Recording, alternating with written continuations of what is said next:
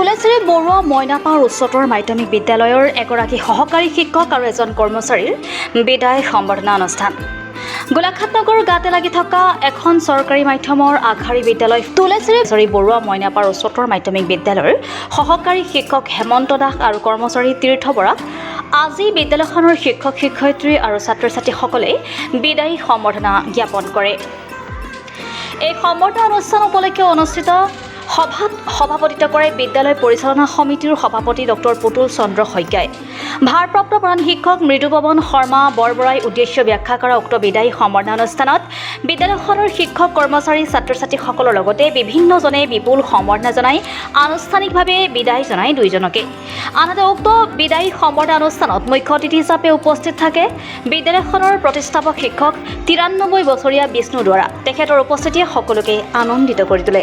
গোলাঘাটৰ চন্দন Karmakar reporter live Assam.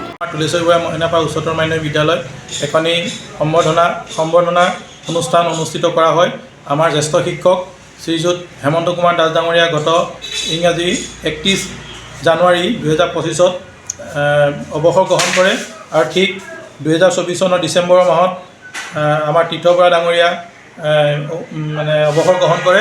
দুইজন প্ৰাৰ্থীৰে আজি আমি বিদায় সভা অনুষ্ঠিত কৰোঁ আৰু সকলোকে আচৰিত কথা আমাৰ বিদ্যালয়ত যিজন প্ৰথম এই বটবৃক্ষজোপা এই প্ৰাংগণত ৰোপণ কৰিছিলে 1955 চনত শ্ৰীযুত বিষ্ণু দুৱৰা ছাৰ আজি আমাৰ মাজত আহি উপস্থিত হৈছে।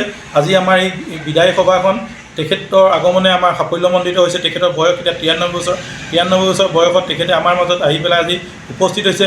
এই বিদ্যালয়ৰ পৰা অৱসৰ গ্ৰহণ কৰা কেইবাজনো শিক্ষক আমাৰ মাজত আহি উপস্থিত হৈছে। সঁচাকৈ আজি ছাত্ৰ ছাত্ৰী দল সংগঠন বিভিন্ন প্ৰাক্তন ছাত্ৰ ছাত্ৰী আহি পেলাই এই বিদ্যালয়খনত ভিৰ কৰিছেহি আৰু শিক্ষক আৰু আমাৰ কাৰ্যালয় সহায়কগৰাকীক সম্বৰ্ধনা জ্ঞাপন কৰিছে।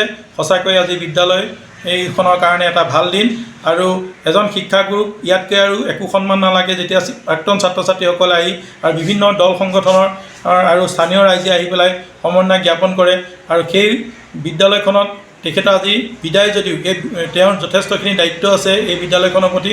তেখেত আমাৰ এইবাৰ 9ম শ্ৰেণীৰ ছাত্ৰীৰ মেণ্টৰ হিচাপে তেওঁক আমি তেওঁক মনোনীত কৰিছোঁ আৰু তেখেতে প্ৰতিশ্ৰুতি দিছে এই বিদ্যালয়ত তেওঁ আহি থাকিব, পাঠদান কৰি থাকিব।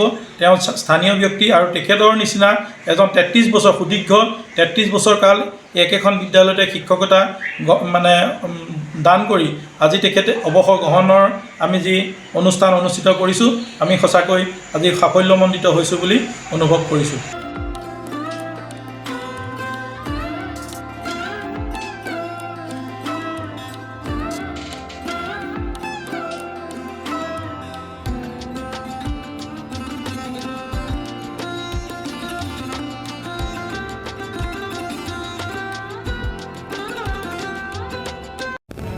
Reporter live Assam.